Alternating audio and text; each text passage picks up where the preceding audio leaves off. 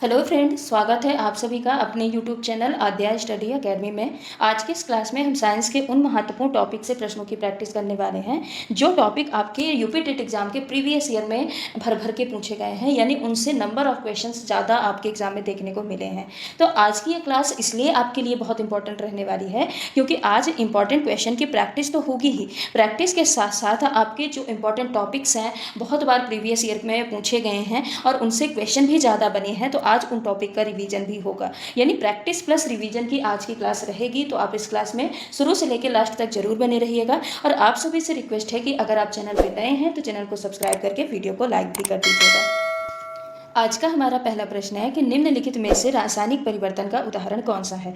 लोहे का चुंबक बनना, विद्युत बल्ब का चलना, दही का जमना, कांच के क्षण का विद्युतमय होना। बताइए, विद्युतमय बनाना। बताइए इस प्रश्न का करेक्ट आंसर क्या होगा। देखिए, जो रासायनिक परिवर्तन है, रासायनिक परिवर्तन बस नहीं, भौतिक परिवर्तन और रासायनिक परिवर्तन से आपके प्रीवियस ईयर में क्वेश्चन देखने को मिले हैं और लगभग हर एक शिफ्ट में 2 से 3 प्रश्न देखने को मिले हैं। बस डायरेक्ट इनडायरेक्ट लैंग्वेज बदली है, पर जो पूछा गया है वो यही पूछा गया है कि भौतिक परिवर्तन और रासायनिक परिवर्तन क्या है। तो आप भौतिक परिवर्तन और रासायनिक परिवर्तन अच्छे से पढ़ के जाइएगा। साथ ही जो एसिड बेस वाला टॉपिक है ना, उससे भी बहुत ज़्यादा प्रश्न आपके एग्जाम में देखने को मिलते हैं, तो आपको वो भी पढ़ के जाना है। तो बताइए, निम्नलिखित में से इनमें से रासायनिक परिवर्तन कौन से होते हैं। तो परिवर्तन 2 प्रकार के होते हैं, एक होता है भौतिक परिवर्तन और एक क्या होता है, रासायनिक परिवर्तन। भौतिक परिवर्तन क्या होता है। भौतिक परिवर्तन वो परिवर्तन होते हैं जो जिसमें पदार्थ का जो मेन गुण है, जो गुण है, गुण में कोई भी चेंजेस देखने को नहीं मिलते हैं, यानी जो उसकी ओरिजिनल प्रॉपर्टी है वो वही की वही बनी रहती है। साथ ही जो भौतिक परिवर्तन होता है उसको हम रिवर्स कर सकते हैं। क्या कर सकते हैं, रिवर्स कर सकते हैं। लेकिन जो रासायनिक परिवर्तन होता है, रासायनिक परिवर्तन में एक नया ही पदार्थ बन जाता है। इसमें क्या होता है, एक नया पदार्थ का निर्माण बन जाता है, यानी निर्माण हो जाता है। तो जो गुण होता है मेन पदार्थ का वो क्या होता है, टोटली चेंज हो जाता है और चेंज होके एक नया पदार्थ का निर्माण कर लेता है। इसलिए ये क्या होता है, इरिवर्सिबल होता है, यानी इसको हम रिवर्स नहीं कर सकते। इसको हम क्या रिवर्स कर सकते हैं, नहीं कर सकते हैं। रासायनिक परिवर्तन जिसमें नया पदार्थ बनेगा ना, आप समझ लीजिए कि ये रासायनिक परिवर्तन है। जैसे मान लीजिए जंग, और हाँ एक चीज़ और याद रखना है, जिसको हम रिवर्स नहीं कर सकते, इसको हम क्या कर सकते हैं, रिवर्स क्या कर सकते हैं, रासायनिक परिवर्तन को बिल्कुल नहीं कर सकते। जैसे मान लीजिए जंग लगना है, अब एक बार लोहे में जंग लग गया तो उसको हाँ और जंग ना लगे और खराब ना हो, उससे हम प्रिवेंट कर सकते हैं, जस्तीकरण करके, पेंट लगा के, पॉलिश लगा के हम उसको क्या कर सकते हैं, सुरक्षित रख कर सकते हैं। लेकिन जो जंग लग गया है उसको हम रिवर्स नहीं कर सकते कि वापस से हम बिल्कुल नया चमचमाता हुआ लोहा बना दे, ऐसा नहीं हो सकता। जैसे पाचन, पाचन कौन सी क्रिया है, तो पाचन रासायनिक परिवर्तन है। पचे हुए भोजन को हम वापस से कच्चा नहीं कर सकते हैं, पाचन क्या होती है, रासायनिक परिवर्तन होता है। किसी चीज़ का जलना रासायनिक परिवर्तन होता है, किसी चीज़ का सड़ना वो भी रासायनिक परिवर्तन होता है। किसी भी चीज़ का पकना, पकना भी क्या होता है, रासायनिक परिवर्तन होता है। तो अगर कोई चीज़ जंग है, पाचन है, जल रहा है, सड़ रहा है, पक रहा है, किसी भी चीज़ के गंध में चेंज हो रहा है, गंध के साथ साथ स्वाद में चेंज हो रहा है, तो वो सब किस में आते हैं, रासायनिक परिवर्तन में आते हैं। जबकि जो भौतिक परिवर्तन होता है सिंपल सा होता है, किसी चीज़ का टूटना, टूटना किस में आएगा, भौतिक परिवर्तन में। जैसे मान लीजिए इतना बड़ा एक पेज है, अगर इसको हम बीच से फाड़ देंगे तो ये किस परिवर्तन में आएगा, तो ये आएगा भौतिक परिवर्तन में। देखिए ये पेज हम भले ही फाड़ दिए, उसकी साइज छोटी हो गई है, साइज छोटी हो गई है, लेकिन क्या है, इसका जो मेन गुण है, पेज तो पेज ही रहेगा, पेज जिस चीज़ से मिलकर बना है वो इसी चीज़ का रहेगा। इसके क्या गुण में परिवर्तन आया, इसके गुण में परिवर्तन नहीं आया, तो वो कौन सा होगा, भौतिक परिवर्तन। जैसे कांच का टूटना, कांच का टूटना किस में आएगा, कांच का टूटना आएगा भौतिक परिवर्तन में। आपने वो गाना तो सुना होगा ना कि आईने के 100 टुकड़े करके हमने देखे हैं, एक में भी तन्हा थे 100 में भी अकेले हैं। देखिए इसका मतलब ये है कि यहाँ पे कभी ये कहना चाह रहा है कि आईने के आप कितने भी टुकड़े कर लीजिए, शीशे के आप कितने भी टुकड़े कर लीजिए, लेकिन जो उसका मेन काम है इमेज का बनाना, यानी प्रतिबिंब दिखाना, चेहरा दिखाना, तो दिखाएगा चेहरा ही। हाँ इंटेंसिटी अलग अलग हो सकती है, जैसे बड़ा कांच है तो उसमें हमको ज़्यादा हम साफ सुथरे दिखेंगे, गोरे से दिखेंगे, लेकिन जो छोटा कांच है उसमें उतनी चमक नहीं रहेगी, चमक में फर्क आ सकता है, लेकिन वो दिखाएगा प्रतिबिंब ही। तो ये जो कांच का टूटना है, टूटना फूटना किस में आएगा, टूटना फूटना सब आएगा भौतिक परिवर्तन में। तो आई होप आपको यहाँ से रासायनिक परिवर्तन और भौतिक परिवर्तन अच्छे से क्लियर हो गया होगा। बाकी ऑप्शन में देखते हैं, विद्युत बल्ब का जलना, अब ऐसे जलना नहीं जो चल के राख बन रहा वो वाला जलना आता है रासायनिक परिवर्तन में। अब विद्युत बल्ब ऐसे ही जल रहा है, ये किस में आएगा, भौतिक परिवर्तन में आएगा। दही का जमना किस में आएगा, तो दही का जमना आ जाएगा रासायनिक परिवर्तन में। जो दूध दही है इसके स्वाद में, देखिए दूध दूध जम के क्या बना, दही, दही बना तो उसके स्वाद में परिवर्तन आया, हम दही को वापस से रिवर्स करके उसको दूध नहीं बना सकते, इसलिए दही का जमना किस में आ जाएगा, दही का जमना आ जाएगा रासायनिक परिवर्तन में। बाकी लोहे का चुंबकन बनना ये भौतिक परिवर्तन है, कांच के छड़ का विद्युत में बनाना, ये क्या है, भौतिक परिवर्तन है। इनको हम रिवर्स कर सकते हैं। तो इस प्रश्न का करेक्ट आंसर क्या हो जाएगा, ऑप्शन नंबर 3 हो जाएगा। अगला प्रश्न है, पानी से भरे गिलास में बर्फ का टुकड़ा तैर रहा है। यदि संपूर्ण बर्फ पिघल जाए तो जल का तल कितना होगा, बढ़ेगा, यानी बर्फ और पानी की मात्रा के अनुसार ऊपर उठ सकता है या नीचे गिर सकता है, वही रहेगा, नीचे गिर जाएगा या फिर ऊंचा हो जाएगा। बताइए इस प्रश्न का करेक्ट आंसर क्या होगा। तो देखिए, जब भी आप किसी भी कंटेनर में, जैसे मान लीजिए ये एक बाल्टी है, यहाँ पे आपने क्या भरा है, पूरा पानी भरा है। अब जब किसी बर्फ को इसमें डालेंगे तो बर्फ क्या करेगा, अपनी नीचे से, उसके अपने तली के पास से ये पानी को विस्थापित करेगा और उतना ही पानी विस्थापित करेगा जितना कि बर्फ का भार होगा, यानी अपने ही भार के बराबर पानी को क्या कर देगा, अपने ही नीचे से डिस्प्लेस कर देगा। अब जब बर्फ पिघलेगा, यानी कुल मिला के वो अपने रहने के लिए जगह पहले ही खाली कर चुका होता है। जब आप बर्फ को पानी में डालते हैं तो वो उतनी जगह पहले से ही खाली कर लेगा जितना उसका क्या होगा, भार होगा, जितने में वो समा सकता है। तो जब वही बर्फ पिघलेगा, तो जब वो अपने लिए जगह ये खाली किया है तो पिघल के यहीं पे भर जाएगा। यानी कुल मिला के अगर बाल्टी पूरी भरी थी तो बर्फ पिघलने के बाद भी वो क्या होगी, पूरी भरी रहेगी, क्योंकि वो पहले जब बर्फ आपने डाला था तभी उसने अपने रहने के लिए जगह खाली कर ली थी। तो यहाँ पे देखिए, बर्फ और पानी की मात्रा के अनुसार ऊपर उठ सकता है या नीचे नहीं, बिल्कुल भी ऊपर ना उठेगा ना नीचे गिरेगा, वो क्या होगा, वही बना रहेगा जितना स्तर था, जितना ग्लास में पहले से भरे पानी का स्तर था उतना ही स्तर वो बना रहेगा, क्योंकि जो बर्फ हम डालते हैं वो अपने लिए जो स्पेस है वो पहले से ही खाली कर देता है ताकि हम पिघलें तो इतने में समा जाए। तो इस प्रश्न का करेक्ट आंसर क्या होगा, ऑप्शन नंबर 2 होगा। अगला प्रश्न है, बर्फ का गलनांक दाब बढ़ाने पर बढ़ता है, कम करने पर बढ़ता है, दाब के अनुक्रमानुपाती होता है या दाब पर निर्भर नहीं करता है। तो सबसे पहले आप ये बताइए कि जो बर्फ का गलनांक होता है क्या ये दाब और ताप पे निर्भर नहीं करता है। तो बिल्कुल निर्भर करता है। तो आपको 4th ऑप्शन तो पहले ही काट देना है। अब देखिए, 2 ही चीज़ होगी, या तो दाब बढ़ाने पे क्या होगा, कुछ अंतर पड़ेगा, या तो दाब कम करने पे कुछ अंतर पड़ेगा। तो देखिए, जो बर्फ होता है, बर्फ एक ऐसा पदार्थ होता है जिसका जो मेल्टिंग पॉइंट होता है, यानी जो उसका गलनांक होता है, ये दाब जब हम बढ़ाते हैं ना, क्या करेंगे, दाब जब हम बढ़ाएंगे तो इसका मेल्टिंग पॉइंट क्या हो जाएगा, कम हो जाएगा। और जहाँ हम दाब कम करेंगे, दाब कम करेंगे तो इसका मेल्टिंग पॉइंट क्या हो जाएगा, बढ़ जाएगा। तो दाब बढ़ेगा तो गलनांक घटेगा, और दाब घटेगा, कम होगा तो गलनांक क्या हो जाएगा, बढ़ जाएगा। तो यहाँ पे क्या दिया है कि दाब बढ़ाने पर बढ़ता है, नहीं, दाब बढ़ाएंगे तो गलनांक घट जाता है, इसलिए ये गलत हो जाएगा। दाब कम करने पे बढ़ता है, बिल्कुल करेक्ट है। जब भी हम दाब को कम करते हैं ना तो उसका जो मेल्टिंग पॉइंट है, गलनांक होता है, वो बढ़ जाता है। अब ऐसा क्यों होता है, जो बर्फ का आयतन होता है ना, बर्फ का आयतन पानी से क्या होता है, ज़्यादा होता है। बर्फ का आयतन पानी से ज़्यादा होता है, अधिक होता है। अब अधिक दाब देने पर जो बर्फ होता है वो पिघलने की प्रवृत्ति में आ जाता है, यानी पिघलने लगता है। तो जिससे लिए उसका जो गलनांक होता है वो क्या होता है, कम हो जाता है। अब सिंपल सी बात ये याद रखिएगा कि बर्फ में जब भी आप दबाव बढ़ाओगे तो वो जल्दी पिघलेगा, और जल्दी पिघलेगा तो गलनांक घटेगा, और दबाव कम करोगे तो देर से पिघलेगा, और देर से पिघलेगा तो गलनांक क्या हो जाएगा, बढ़ जाएगा। आपको ये 2 कॉन्सेप्ट याद रखना है। बाकी इस प्रश्न का करेक्ट आंसर क्या हो जाएगा, ऑप्शन नंबर 2 हो जाएगा। अगला प्रश्न है, धातुओं की बिल्डिंग के लिए निम्न में से किन गैसों के मिश्रण का उपयोग किया जाता है। Oxygen plus hydrogen, oxygen carbon dioxide, oxygen plus methane, या फिर ऑक्सीजन प्लस एसिटिलीन। बताइए, जो धातुओं की बिल्डिंग की जाती है उसमें कौन सी, एक देखे थे, एक फायर जैसे निकलता है ना, उससे धातु की बिल्डिंग की जाती है। तो जो फायर होता है वो किन किन गैसों का मिश्रण होता है। तो जो फायर होता है ना, वो मेनली किसका मिक्सचर होता है, वो ऑक्सीजन प्लस एसिटिलीन का मिक्सचर होता है। अभी जो ऑक्सीजन प्लस एसिटिलीन है, ये क्या करते हैं, तो ये बहुत अधिक तापमान उत्पन्न करते हैं, लगभग 3300 से 3400 डिग्री सेल्सियस ये क्या करते हैं, टेम्परेचर को उत्पन्न करते हैं। अब जब इतना टेम्परेचर होगा, इतनी ऊंची गर्मी होगी, तो धातु आपस में पिघलेंगे और पिघल के आपस में जुड़ जाती हैं। इसीलिए धातुओं की बिल्डिंग के लिए ऑक्सीजन प्लस एसिटिलीन गैसों के मिश्रण का उपयोग किया जाता है। तो इस प्रश्न का करेक्ट आंसर क्या हो जाएगा, ऑप्शन नंबर 4 हो जाएगा। अगला प्रश्न है, टमाटर व मिर्च के फल पहले हरे होते हैं, बाद में लाल हो जाते हैं, क्योंकि इनकी फल भित्ति में हरित लवक होते हैं, इनमें वर्णी लवक होते हैं, इनमें अवर्णी लवक होते हैं, हरित लवक वर्णी लवक में बदल जाते हैं। बताइए इस प्रश्न का करेक्ट आंसर क्या होगा। तो देखिए, आपने देखा होगा कि पहले मिर्च और टमाटर दोनों कैसे होते हैं, हरे रंग के होते हैं,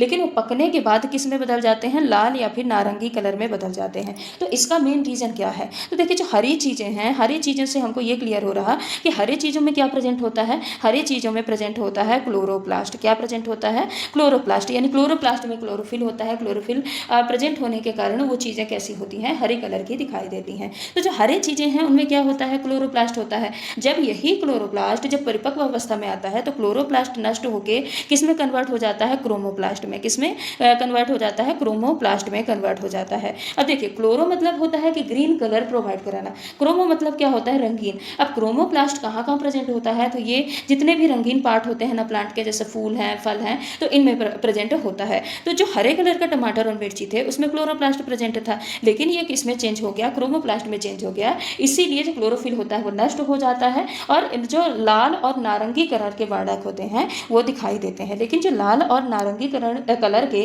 जो पिगमेंट होते हैं वो होते कौन कौन से हैं? तो होते हैं लाइकोपीन। कौन से होते हैं? लाइकोपीन होते हैं और कैरोटीनॉइड होते हैं। क्या होते हैं? लाइकोपीन होते हैं और कैरोटीनॉइड होते हैं, जो कि लाल या फिर नारंगी कलर का रंग प्रोवाइड कराते हैं। तो इस प्रश्न का बताइए करेक्ट आंसर क्या होगा? तो इस प्रश्न का करेक्ट है कि इनकी फल भित्ति में हरित लवक होते हैं। नहीं, ये नहीं होगा। इनमें वर्णी लवक होते हैं। नहीं, इनमें अवर्णी लवक होते हैं। नहीं। देखिए, वर्णी लवक होते हैं, वर्णी मतलब क्या होते हैं? कलर वाले लवक होते हैं। लेकिन जो एक्चुअल प्रोसेस है वो क्या होती है कि जो हरित लवक है, हरित लवक चेंज हो जाते हैं वर्णी लवक में, इसीलिए वो हरे से कैसे हो जाते हैं? लाल कलर के दिखाई देते हैं। तो इस प्रश्न का करेक्ट आंसर ऑप्शन नंबर 4 हो जाएगा। अगला प्रश्न है, एक साइकिल गति कर रही है। दोनों पहियों पर पृथ्वी द्वारा लगाया गया घर्षण बल दोनों पहियों पर आगे की ओर कार्य करता है, दोनों पहियों पर पीछे की ओर कार्य करता है। अगले पहिए पर आगे की ओर तथा पिछले पहिए पर पीछे की ओर कार्य करता है। अगले पहिए पर पीछे की ओर तथा पिछले पहिए पर आगे की ओर कार्य करता है। बताइए इस प्रश्न का करेक्ट आंसर क्या होगा? तो देखिए, जब भी साइकिल चलती है ना, ये मान लीजिए ये क्या है? ये साइकिल है। ठीक है, आप इसको ध्यान से देखिएगा। ये क्या है? साइकिल है। ठीक है, मतलब साइकिल के 2 पहिए हैं। ठीक है, अब जो पिछले वाला पहिया होता है, पिछले वाला पहिया किससे जुड़ा होता है? पिछले वाला पहिया जुड़ा होता है पैडल से। किससे जुड़ा होता है? पिछला पहिया पैडल से जुड़ा होता है, जिससे जो पहिया है, जब हम पैडल घुमाएंगे तो पिछला पहिया क्या होगा? घूमेगा। यानी जो पिछला वाला पहिया है वो किससे चलेगा? पैडल से चलेगा।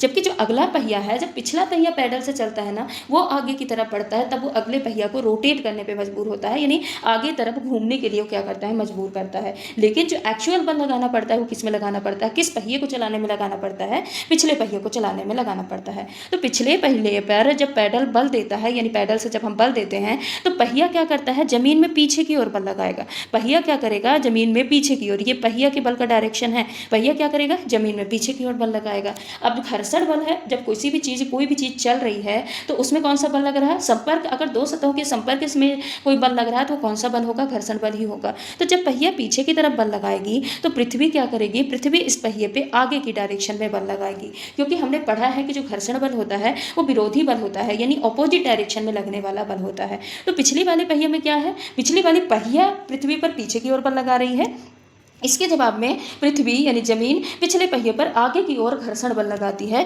और यही बल क्या करता है? साइकिल को आगे बढ़ाता है। अब जब साइकिल आगे बढ़ा तो जो पहले वाला पहिया है, यानी जो इंजन से जुड़ा है, वो उस पैडल से उस पर कोई भी दबाव नहीं लगता, तो वो क्या करता है? केवल आगे की मतलब पिछले वाले पहिया के आगे बढ़ने के कारण वो भी क्या होता है? आगे की ओर रोटेट होने लगता है। इसके रोटेट होने की डायरेक्शन क्या होती है? इसकी रोटेट होने की डायरेक्शन आगे की ओर होती है। तो जब ये आगे की ओर रोटेट होगा तो इसमें जो पृथ्वी है किस तरफ बल लगाएगी? पीछे की तरफ। तो देखिए, यहाँ पे जो पृथ्वी थी, यहाँ पे पृथ्वी आगे की तरफ बल लगाई थी और यहाँ पे आगे वाली पहिया में पृथ्वी कहाँ पे बल लगाई है? पीछे की तरफ बल लगाई है। तो बताइए, अब आप ऑप्शन देख के बताइए कि इस प्रश्न का करेक्ट आंसर क्या होगा। तो इस प्रश्न का करेक्ट आंसर क्या है? ऑप्शन नंबर 4 कि अगले पहिए पर पीछे की ओर बल लग रहा। घर्षण बल की यहाँ पे बात हो रही थी कि घर्षण बल किस दिशा में लगेगा, तो पृथ्वी के द्वारा जो बल लग रहा है वो घर्षण बल है। तो यहाँ पे पृथ्वी आगे वाले पहिया में पीछे की ओर लगा रही है और पिछले वाले पहिया में आगे की ओर घर्षण बल कार्य कर रहा। तो इस प्रश्न का करेक्ट आंसर ऑप्शन नंबर 4 हो जाएगा। अगला प्रश्न है, यदि 2 पिंडों का द्रव्यमान आधा कर दिया जाए तो उनके बीच लगने वाला गुरुत्वाकर्षण बल हो जाएगा 2 गुना, 4 गुना, चौथाई या फिर आधा। ऐसे ही प्रश्न कल हमने जो मेगा मॉक टेस्ट की क्लास ली थी उसमें हमने पढ़ा था, पर उसमें वहाँ पे त्रिज्या को डबल किया गया था, यहाँ पे द्रव्यमान को क्या कर रहा है? आधा कर रहा है। तो ऐसे प्रश्न आपके बहुत पूछे जाते हैं, इसलिए मैं आज इस तरह के प्रश्न थोड़ा सा लैंग्वेज चेंज करके फिर से लाई हूँ कि अगर आपके द्रव्यमान में कोई हेरफेर हो रहा है तब आप कैसे इसको सॉल्व करेंगे। तो मान लीजिए जो गुरुत्वाकर्षण बल होता है, गुरुत्वाकर्षण बल का फॉर्मूला क्या होता है? गुरुत्वाकर्षण बल का फॉर्मूला होता है F इक्वल टू क्या होता है? F equal to capital G m1 into m2 upon R square. ये गुरुत्वाकर्षण बल का फॉर्मूला होता है। R त्रिज्या है, m क्या है? द्रव्यमान और G क्या है? सार्वत्रिक गुरुत्वाकर्षण नियतांक है। अब क्या बोला है कि द्रव्यमानों को आधा कर दिया जाए, यानी m1/2 कर दो और m2/2 कर दो। ये कर दो तो फिर क्या पूछा है कि फिर क्या है? उनके बीच में लगने वाला गुरुत्वाकर्षण जो बल है वो कितना हो जाएगा। तो चलिए रख के देखते हैं। तो यहाँ पे देखिए F इक्वल टू क्या हो जाएगा? m1/2 और इंटू m2/2 हो जाएगा और नीचे आर स्क्वायर है ही, तो ये जो 2 है मल्टीप्लाई हो जाएगा, 2 2 4 और 4 होके कहाँ जाएगा? नीचे आ जाएगा। तो F इक्वल टू निकल के क्या आ जाएगा? F इक्वल टू निकल के आ जाएगा, यहाँ पे ये G रहेगा ही, G रहेगा m1 m2 upon 4 are square. अब देखिए पहले ही यहाँ पे हम F डैश इसको लिख देते हैं। क्या लिख देते हैं? F डैश लिख देते हैं। अब देखिए G m1 m2 into upon R square, ये पहले से ही दिया है कि F इक्वल टू क्या होता है? G m1 into m2 upon R square. तो इसकी जगह पे हम F लिख सकते हैं ना। तो कुल मिला के F डैश इक्वल टू क्या हो जाएगा? इसकी जगह आ जाएगा F/4, यानी जो इनका गुरुत्वाकर्षण बल यानी इनके बीच में लगने वाला गुरुत्वाकर्षण बल है वो कितना रह जाएगा? तो ये रह जाएगा चौथाई। तो इस प्रश्न का करेक्ट आंसर ऑप्शन नंबर 3 हो जाएगा। अगला प्रश्न है, स्थिर वेग से चल रही बैलगाड़ी के भीतर एक यात्री एक सिक्का ऊपर की ओर उछालता है, तो सिक्का कहाँ गिरेगा? यात्री के आगे, यात्री के पीछे, उसी स्थान पर जहाँ से फेंका गया था, या कहीं पर भी गिर जाता है? बताइए इस प्रश्न का करेक्ट आंसर क्या होगा। तो एक बैलगाड़ी है, वो बैलगाड़ी कैसे चल रही है? स्थिर वेग से चल रही है। कैसे चल रही है? स्थिर वेग से। तो जब भी कोई वस्तु है, कोई भी बैलगाड़ी हो, ट्रेन हो, रेल हो, कुछ भी उसकी जगह दिया हो,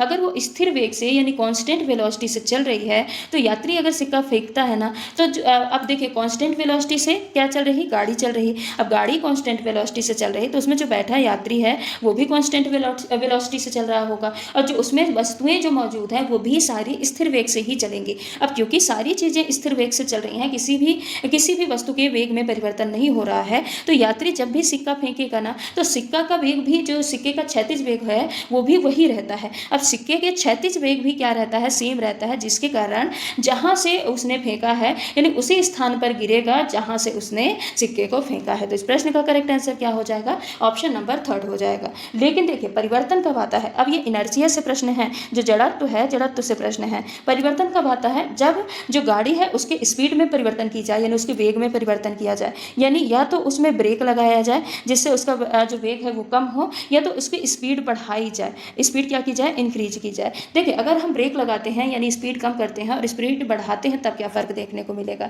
तो अगर हम क्या कर रहे हैं? स्पीड कम कर रहे हैं यानी ब्रेक लगा रहे हैं, तो अचानक से अगर हम बैलगाड़ी की स्पीड को कम करेंगे तो जो बैलगाड़ी है उसकी स्पीड तो कम हो जाएगी, जो बैलगाड़ी थी बैलगाड़ी की स्पीड तो कम हो जाएगी, लेकिन जो उसका सिक्का है, सिक्के का जो हॉरिजॉन्टल वेलोसिटी है यानी जो क्षैतिज वेग है सिक्के का, वो क्या रहेगा? वही बना रहेगा जो कि पहले था। अब क्षैतिज वेग सिक्के का वही बना रहेगा, बैलगाड़ी धीमी हो गई तो ये सिक्का जाके कहाँ गिर जाएगा? सिक्का जाके गिर जाएगा आगे। लेकिन अगर क्या है कि जो स्पीड है बैलगाड़ी की वो क्या की जाए? ज़्यादा की जाए यानी बढ़ा दी जाए। अब जब स्पीड बढ़ा दी जाएगी तो देखिए जो सिक्के का हॉरिजॉन्टल वेलोसिटी है यानी क्षैतिज वेग है वो सेम बना रहेगा, लेकिन बैलगाड़ी की स्पीड क्या हो गई है? बढ़ गई है। तो वो सेम बना रहेगा, जो बैलगाड़ी है वो आगे निकल जाएगी यानी उसमें बैठा व्यक्ति भी सेम वेलोसिटी पा लेगा जो बैलगाड़ी की रहेगी, तो जो व्यक्ति है वो भी आगे बढ़ जाएगा, लेकिन सिक्के का जो हॉरिजॉन्टल वेलोसिटी है वो सेम बनी रहेगी, तो सिक्के क्या हो जाएगा? आगे पीछे गिर जाएगा। तो अगर हम वेग कम करते हैं तो सिक्का आगे गिरेगा, और अगर हम वेग बढ़ा देते हैं तो सिक्का कहाँ करेगा?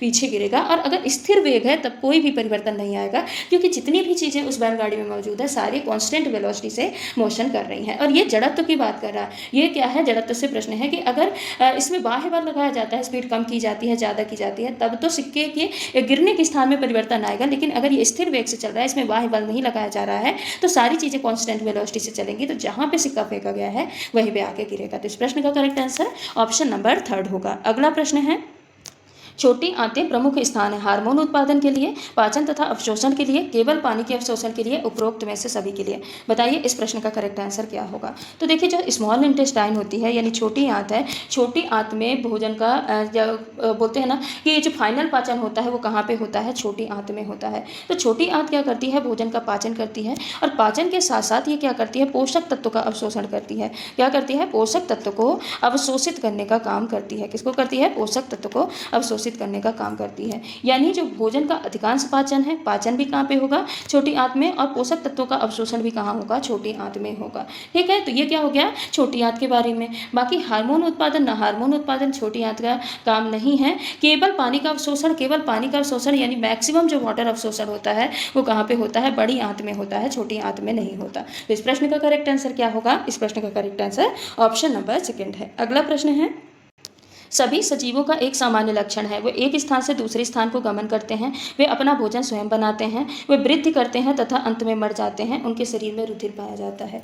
तो बताइए जो सजीव होते हैं, लिविंग ऑर्गेनिज्म होते हैं, उनके सामान्य लक्षण कौन कौन से होते हैं। एक तो लक्षण ये होता है कि वो वृद्धि करेंगे, अगर जीवित है तो वृद्धि करेंगे, अगर जीवित है तो वो श्वसन भी करेंगे, अगर जीवित हैं तो क्या करेंगे, श्वसन भी करेंगे, जीवित है तो प्रजनन भी करेंगे अपने जैसे संतान उत्पत्ति के लिए, जीवित है तो अंत में क्या होगी, उनकी मृत्यु भी होगी। तो ये सारी क्या हैं, ये जो सजीव हैं, सजीव के सामान्य लक्षण हैं। लेकिन यहाँ पे देखिए ऑप्शन में क्या दिया है कि वे एक स्थान से दूसरे स्थान को गमन करेंगे। ये हाँ जीवित के लक्षण तो हैं लेकिन सामान्य लक्षण नहीं है, क्योंकि अगर हम प्लांट को देखें, प्लांट आता सजीव में है, ये जीवित होता है लेकिन ये एक स्थान से दूसरे स्थान के लिए गमन नहीं करता। यानी सभी सजीवों के लिए ये क्या है, स्टेटमेंट करेक्ट नहीं बैठता है। वे अपना भोजन स्वयं बनाते हैं, तो ऐसा नहीं है, प्लांट तो अपना भोजन बना लेते हैं लेकिन जो एनिमल्स होते हैं, जानवर होते हैं, जानवर अपना भोजन स्वयं से नहीं बना पाते, तो ये भी स्टेटमेंट करेक्ट नहीं होगा।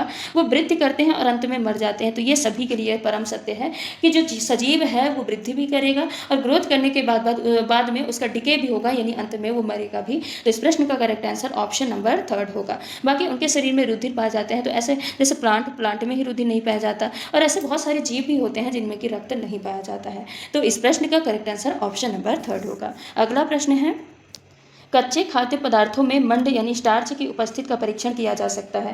तन आयोडीन विलयन से, तनु HCl विलयन से, तनु NaOH विलयन से, या फिर इनमें से कोई नहीं।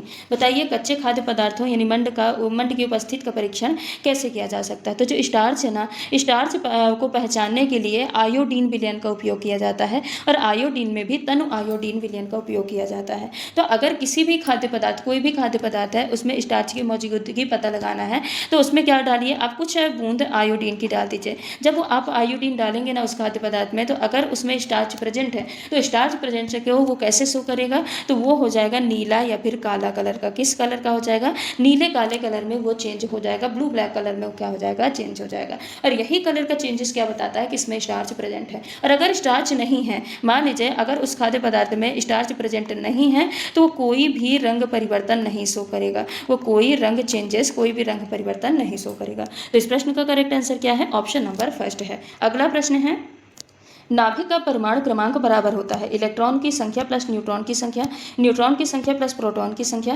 प्रोटॉन की संख्या या फिर न्यूट्रॉन की संख्या। तो बताइए परमाणु क्रमांक यहाँ पे पूछा है। एटॉमिक नंबर, एटॉमिक नंबर को हम किससे लिखते हैं, जेड से, और जेड बराबर क्या होता है, जेड बराबर होता है प्रोटॉन की संख्या। क्या होता है, प्रोटॉन की संख्या। यानी परमाणु क्रमांक किसके बराबर होती है, प्रोटॉन की संख्या। प्रोटॉन की जितनी संख्या होगी उसी को हम परमाणु क्रमांक बोलेंगे। और प्रोटॉन की संख्या किसके बराबर होती है, इलेक्ट्रॉन की संख्या के बराबर होती है। किसके बराबर होती है, इलेक्ट्रॉन की संख्या के बराबर होती है। तो यहाँ पे करेक्ट आंसर तो क्या हो जाएगा, ऑप्शन नंबर थर्ड हो जाएगा, प्रोटॉन की संख्या हो जाएगा। प्रोटॉन क्या है, प्रोटॉन परमाणु क्रमांक के बारे में बताता है, और न्यूट्रॉन प्लस प्रोटॉन ये किसके बारे में बताता है, एटॉमिक मास के बारे में बताता है। किसके बारे में बताता है, एटॉमिक मास के बारे में बताता है, जिसको हम ए से डिनोट करते हैं। तो एटॉमिक मास क्या होता है, अगर हम न्यूट्रॉन और प्रोटॉन की संख्या मिला दें तो वो एटॉमिक मास कहलाता है। एक चीज़ और आपको याद रखना है कि अगर मान लीजिए कोई भी परमाणु कैसा है, उदासीन है, न्यूट्रल है, उसमें कोई भी आवेश नहीं है, तो आवेश उदासीन है मतलब क्या है कि परमाणु में इलेक्ट्रॉनों की संख्या प्रोटॉनों की संख्या के बराबर होगी। लेकिन भले इलेक्ट्रॉनों की संख्या प्रोटॉन की संख्या के बराबर होती है,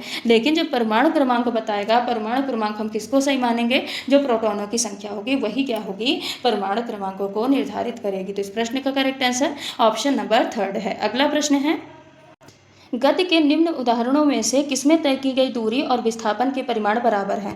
वृत्ताकार पथ पर चलती हुई कार, दोलन करता हुआ दोलक, सूर्य के गिर्द घूमती हुई पृथ्वी, या सीधी सड़क पर चलती हुई कार। कुल मिला के इस प्रश्न में ये पूछा गया है कि दूरी और विस्थापन किस स्थिति में समान होंगे, यानी दूरी और विस्थापन का जो परिमाण है किस स्थिति में समान होगा। तो चलिए हम एक एक उसको देखते हैं, ऑप्शन को देखते हैं। सबसे पहले आप ये बताइए दूरी क्या होती है। तो वस्तु द्वारा तय किया गया पूरा रास्ता, मान लीजिए कोई व्यक्ति है वो इधर जाता है 5 किलोमीटर, फिर इधर जाता है कितना 2 किलोमीटर, फिर इधर आता है कितना 5 किलोमीटर। तो ये सब क्या हो जाएगा, ये सब हो जाएगी दूरी। ये जितनी भी डिस्टेंस उसने तय की वो क्या कहलाएगी, दूरी। लेकिन विस्थापन क्या कहलाता है, तो विस्थापन कहलाता है प्रारंभिक बिंदु और अंतिम बिंदु के बीच की जो शॉर्टेस्ट डिस्टेंस होती है वही क्या कहलाती है, विस्थापन कहलाती है।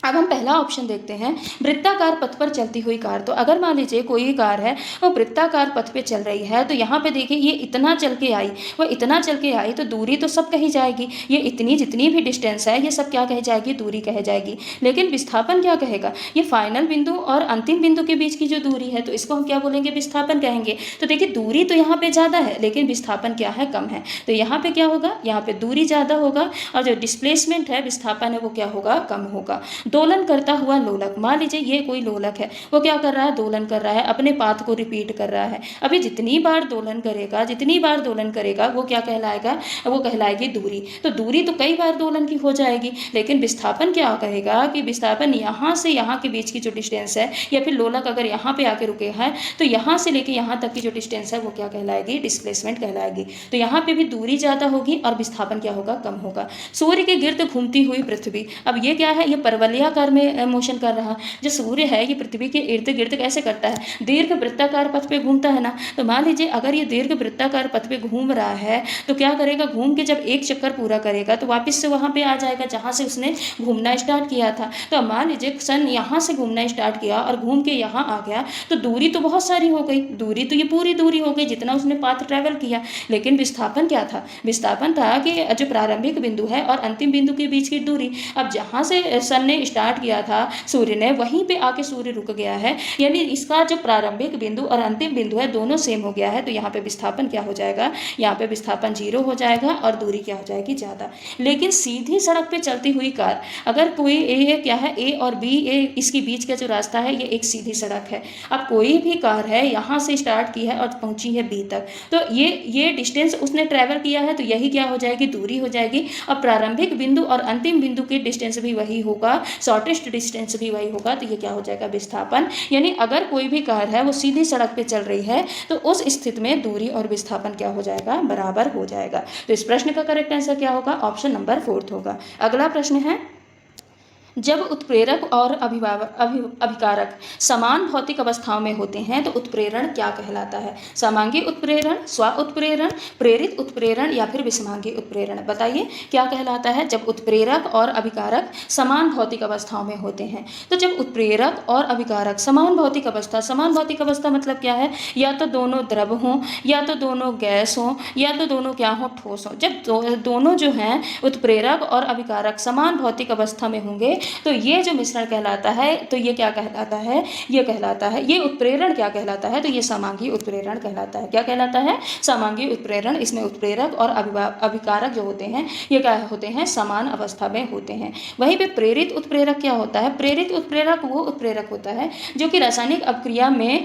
दूसरे की सहायता करे, तो उसको हम क्या बोलते हैं, प्रेरित उत्प्रेरक। और ये बहुत कम पूछा जाता है। स्व उत्प्रेरण क्या होता है, स्व उत्प्रेरण वो होता है कि जैसे मान लीजिए कोई भी अभिक्रिया हुई, कोई भी रिएक्शन हुई, अब इस रिएक्शन में कुछ ना कुछ प्रोडक्ट बनेगा, कोई ना कोई उत्पाद बनेगा। अब जो उत्पाद बनेगा यही खुद क्या करे, उत्प्रेरण का काम करे, यानी क्या करे, कैटलिस्ट का काम करे, उत्प्रेरक बन जाए, तो इसको हम क्या बोलते हैं, स्व उत्प्रेरक बोलते हैं। और विषमांगी उत्प्रेरक, समांगी का क्या होता है, उत्प्रेरण का जस्ट ऑपोजिट होता है। इसमें जो दोनों उत्प्रेरक और अभिकारक होते हैं समान अवस्था में होते हैं और इसमें क्या होते हैं, विषमान अवस्था में, यानी एक हो जाएगा ठोस तो एक हो जाएगा द्रव, तो इसको हम क्या बोलेंगे, विषमांगी उत्प्रेरण बोलते हैं। बाकी इस प्रश्न का करेक्ट आंसर ऑप्शन नंबर 1 हो जाएगा। अगला प्रश्न है, जल की स्थायी कठोरता किसके कारण प्रयोग मतलब किसके प्रयोग द्वारा दूर की जा सकती है, क्लोरीन के, सोडियम कार्बोनेट के, विरंजक छोड़ के या फिर पोटेशियम के, किसके प्रयोग द्वारा जल की स्थायी कठोरता दूर हो सकती है। तो देखिए जो जल की स्थायी कठोरता है ये होती किसके कारण है, तो ये कैल्शियम सल्फेट के कारण होती है CaSO4, या फिर मैग्नीशियम के सल्फेट के कारण होती है MgSO4 के कारण जल की स्थायी कठोरता होती है। अब इनको हम उबाल के दूर नहीं कर सकते हैं। जो स्थायी कठोरता होती है इसको उबालने से ये दूर नहीं होती हैं, जबकि अस्थायी कठोरता जो होती है वो उबालने से दूर हो जाती है। तो जब ये उबालने से दूर नहीं होगी तो इसमें क्या करेंगे, सोडियम कार्बोनेट मिलाया जाता है। सोडियम कार्बोनेट का फॉर्मूला क्या होता है, Na2CO3, ये मिलाया जाता है, सोडियम कार्बोनेट मिलाया जाता है। फिर ये क्या करेगा, कैल्शियम और मैग्नीशियम के साथ एक अघुलनशील कार्बोनेट बनाएगा और कार्बोनेट बना के उसको पानी से अलग कर देगा। तो जल की स्थायी कठोरता किसके प्रयोग द्वारा दूर की जाती है, तो सोडियम कार्बोनेट के द्वारा दूर की जाती है। तो इस प्रश्न का correct answer option number second हो जाएगा। अगला प्रश्न है, निम्नलिखित में से कौन सा विषमांगी मिश्रण है, मृदु पेय, एल्कोहल तथा जल, पीतल तथा लोहे के छीलन तथा सल्फर का चूर्ण मिश्रण। बताइए इसमें से विषमांगी मिश्रण क्या होते हैं।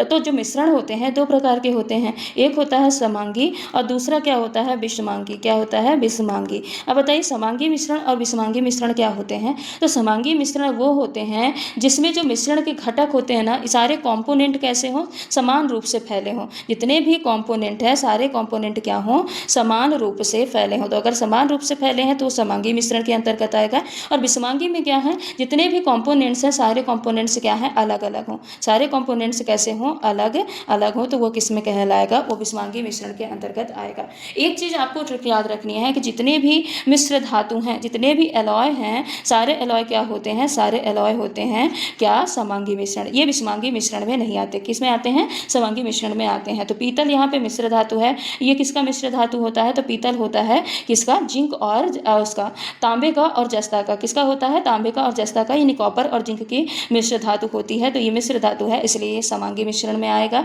जो मृदु पेयजल होता है, सॉफ्ट वाटर होता है, ड्रिंकिंग वाटर, ये भी समांगी मिश्रण में आता है। एल्कोहल तथा जल ये भी समांगी में आता है, लेकिन लोहे का छीलन और सल्फर का जो चूर्ण होता है ये समांगी में ना आके किस में आता है, विषमांगी में होता है, क्योंकि इसको हम चुंबक से अलग कर सकते हैं और दूसरा ही अलग अलग हमको दिखाई भी पड़ता है। तो इस प्रश्न का करेक्ट आंसर क्या होगा, ऑप्शन नंबर 4 होगा। अगला प्रश्न है, जल प्रदूषण अच्छी तरीके से रोका जा सकता है जल धाराओं के हानिकारक रसायनों के उपचार करके, अधिकतम मध्यस्थ पालन करके, उपयोगी जलीय पौधे लगाकर, डीडीटी छिड़काव करके। तो देखिए, एक तो आपको यहाँ से अधिकतम मत्यस्थ पालन करके, हम मछली पालन करके जल को प्योरीफाई नहीं कर सकते या प्रदूषण को हम प्रिवेंट नहीं कर सकते। उपयोगी जलीय पौधे लगा के, हम पौधे लगा के क्या बताइए, जल को हम प्रदूषण से बचा सकते हैं। ऐसा होता है क्या, ऐसा नहीं होता। जल प्रदूषण कैसे बचता है, तो जो जल धाराओं से हानिकारक रसायन आते हैं, जैसे जल प्रदूषण होता कब है, जो नदियां हैं, झील हैं, इनमें कई स्रोतों से पानी आए। अब नदी है, नदी में कई स्रोत से पानी आया, झील है, झील में कई स्रोत से पानी आया। अब ये झीलों में जो पानी आते हैं इसमें बहुत सारे हानिकारक केमिकल आते हैं।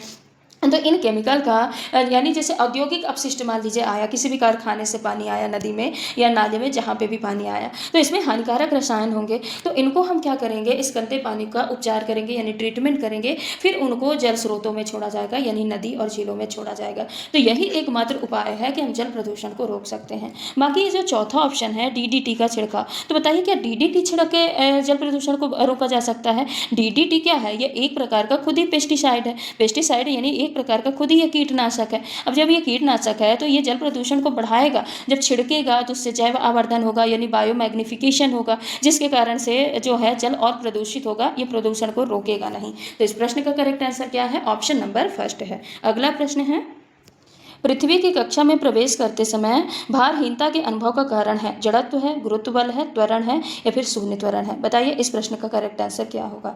तो देखिए, जब पृथ्वी की कक्षा में प्रवेश करते हैं तो उस समय क्या होता है, भारहीनता यानी बिल्कुल ऐसा लगेगा कि हमारा कोई वजन ही नहीं है, कोई भार ही नहीं है। ऐसा अनुभव होता क्यों है, तो ऐसा अनुभव होता है जीरो ग्रेविटी, शून्य गुरुत्व या फिर मुक्त पता नहीं फ्री फॉल के कारण। जब भी कोई व्यक्ति है, कुछ भी है, अंतरिक्ष में अंतरिक्ष यान से या फिर क्या करेगा, पृथ्वी की कक्षा में चक्कर लगाता है। मान लीजिए कोई अंतरिक्ष यान है या उपग्रह है, ये क्या करेगा, पृथ्वी की कक्षा में चक्कर लगाएगा। तो या जो यान है और उसके अंदर जितनी भी वस्तुएं मौजूद है, जितने भी वस्तु व्यक्ति मौजूद हैं, सभी क्या होंगी, सभी वस्तुएं पृथ्वी के गुरुत्वाकर्षण के प्रभाव में बिल्कुल फ्री फॉल की स्थिति में आ जाती हैं, यानी शून्य गुरुत्व के स्थिति में आ जाती हैं। अब ऐसा क्या होता है, तो इस अवस्था में जो अंतरिक्ष यान का त्वरण है और जो पृथ्वी का गुरुत्वीय त्वरण है, जो अंतरिक्ष यान है इसका जो त्वरण है और पृथ्वी का जो गुरुत्वीय त्वरण है, ये क्या होता है, आपस में बराबर हो जाता है। ठीक है, जब ये आपस में बराबर हो जाएगा तो इसके कारण जो यात्री हैं तो उन पे कोई भी प्रतिक्रिया बल नहीं लगता है, कोई भी उनमें नॉर्मल जो रिएक्शन फोर्स लगता है तो कोई भी नॉर्मल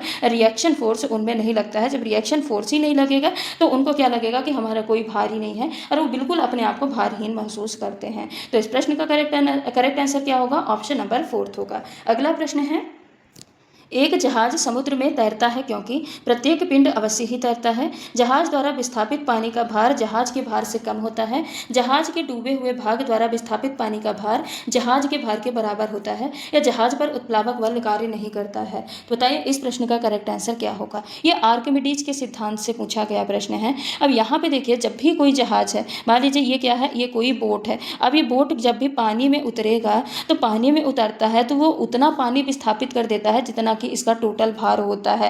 क्या है, कोई भी वस्तु जब पानी पे तभी तैरेगी जब जो उसके द्वारा हटाया गया पानी है और जो उस वस्तु का कुल भार है वो क्या हो, आपस में बराबर हो। यानी नाव का भार बराबर किसके? विस्थापित द्रव के। किसके बराबर हो? विस्थापित द्रव के बराबर हो, तब तो क्या करेगी, तब वो वस्तु पानी में तैरेगी। अब देखिए संतुलन कैसे बनता है, तो जब जहाज है ये जब पानी में उतरेगा तो ये क्या करेगा, उतना भाग, जितना भाग डुबाएगा उतने पानी को क्या कर देगा, अपनी जगह से विस्थापित कर देगा। यानी जितना उसका डूबा हुआ हिस्सा है वो अपने आयतन के बराबर क्या करेगा, पानी को हटा देता है, बाहर की ओर धकेल देगा। अब ये जो विस्थापित पानी है ये क्या करेगा, इसमें ऊपर की डायरेक्शन में एक बल लगाता है जिसको हम क्या बोलते हैं, उत्प्लावन बल। क्या बोलते हैं? उत्प्लावन बल इसको बोला जाता है। अब ये जो उत्प्लावन बल है यही क्या करता है, यही जहाज को पूरी तरीके से तैरने में मदद करता है। यानी जहाज है वो अपने नीचे से अपने आयतन के बराबर पानी को हटाता है और पानी जो विस्थापित हुआ पानी है वो क्या करता है, जहाज पे बल लगाता है जिससे आसानी से जहाज समुद्र में तैर पाते हैं। और ये किस सिद्धांत से रिलेटेड है, तो ये है आर्किमिडीज सिद्धांत से रिलेटेड। किस सिद्धांत से? आर्किमिडीज के सिद्धांत से रिलेटेड है। तो इस प्रश्न का करेक्ट आंसर क्या होगा?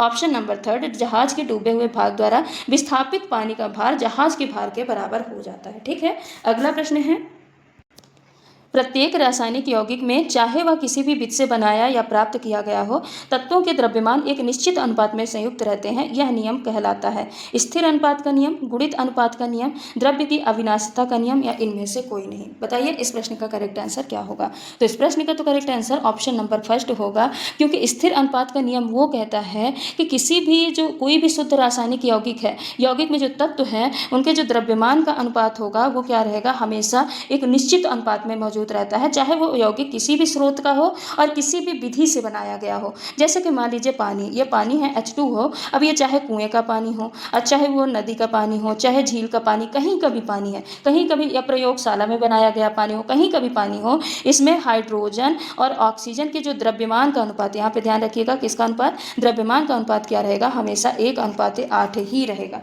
क्या रहेगा? हमेशा 1:8 ही रहेगा। और ये कौन सा नियम बताता है, तो ये स्थिर अनुपात का नियम बताता है। वहीं पे द्रव्य की अविनाशिता का नियम क्या बताता है कि किसी भी रासायनिक अपक्रिया में जो कुल द्रव्यमान होता है, जो मास होता है, वो क्या होता है, कांस्टेंट बना रहता है, ना ही उसको पैदा कर सकते और ना ही उसको नष्ट कर सकते। यानी A+B का जो द्रव्यमान होगा तो प्रोडक्ट जो AB बनेगा उसका भी द्रव्यमान क्या रहेगा, सेम रहेगा। इसमें कोई भी मतलब ना इसको हम ऐड कर सकते हैं इसमें द्रव्यमान और ना ही इसको हम नष्ट कर सकते हैं। बाकी इस प्रश्न का करेक्ट आंसर क्या होगा? ऑप्शन नंबर 1 होगा। अगला प्रश्न है, एक कृत्रिम उपग्रह से एक पिंड को छोड़ा जाता है। वह पिंड उसी वेग से उसी कक्षा में उपग्रह के साथ घूमता रहेगा, बाह्य अंतरिक्ष में विलीन हो जाएगा, पृथ्वी की ओर गिरने लगेगा, या उपरोक्त में से कोई नहीं। बताइए इस प्रश्न का करेक्ट आंसर क्या होगा? तो इस प्रश्न का करेक्ट आंसर क्या होगा? ऑप्शन नंबर 1 होगा। अब क्यों होगा? देखिए समान वेग और जड़त्व के कारण होगा। जैसे मान लीजिए जब किसी उपग्रह में किसी पिंड को छोड़ा जाता है तो ये क्या करेगा, उपग्रह पृथ्वी की कक्षा का चक्कर लगाएगा।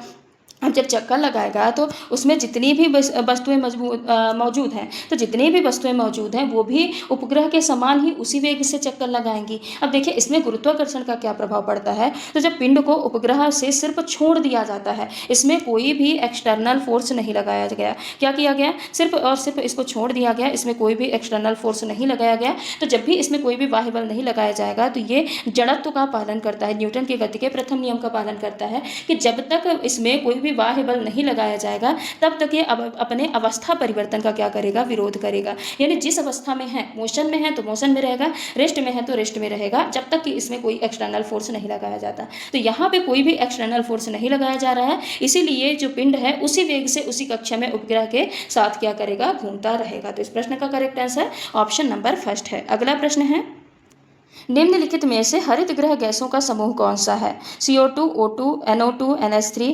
Chlorofluorocarbon CO2, NH3, N2, CH4, N2, CO2, NH3, ये क्लोरोफ्लोरोकार्बन और क्या हो जाएगा CO2, CH4, NO2। बताइए इनमें से ग्रीन हाउस गैसेस कौन सी हैं? तो ग्रीन हाउस गैसेस कौन सी होती हैं? H2O होता है, CO2 होता है, CH4 यानी मीथेन होता है, उसके बाद N2O होता है, नाइट्रस ऑक्साइड होता है, CFC यानी क्लोरोफ्लोरोकार्बन गैस होती है और ओजोन होता है। तो यहाँ पे देखिए, यहाँ पे O2 दिया है, नहीं होगा। NH3N2 दिया है, नहीं होगा। यहाँ पे N2NH3 दिया है, नहीं होगा। तो इस प्रश्न का करेक्ट आंसर क्या होगा? क्लोरोफ्लोरोकार्बन CO2, CH4, NO2 नहीं, N2O होगा। ठीक है, तो इस प्रश्न का करेक्ट आंसर ऑप्शन नंबर 4 है। तो ये रहे आज के कुछ महत्वपूर्ण प्रश्न। यहाँ पे हमने प्रश्नों को पढ़ा, साथ ही साथ हमने इंपॉर्टेंट फैक्ट को भी रिवाइज किया है। तो ये क्लासेस आपके लिए बहुत इंपॉर्टेंट है। तो आप इन क्लासेस, मॉक टेस्ट की जितनी भी क्लासेस चल रही हैं, आप इनको जरूर देख के जाइएगा। बाकी आज की क्लास को यहीं पे समाप्त करते हैं। मिलते हैं अगले क्लास में कुछ और महत्वपूर्ण प्रश्नों के साथ। तब तक के लिए अगर आप चैनल पर नए हैं तो चैनल को सब्सक्राइब करके, वीडियो को लाइक करके, बेल आइकन को भी हिट कर दीजिएगा, ताकि कोई भी नई क्लासेस अपलोड की जाए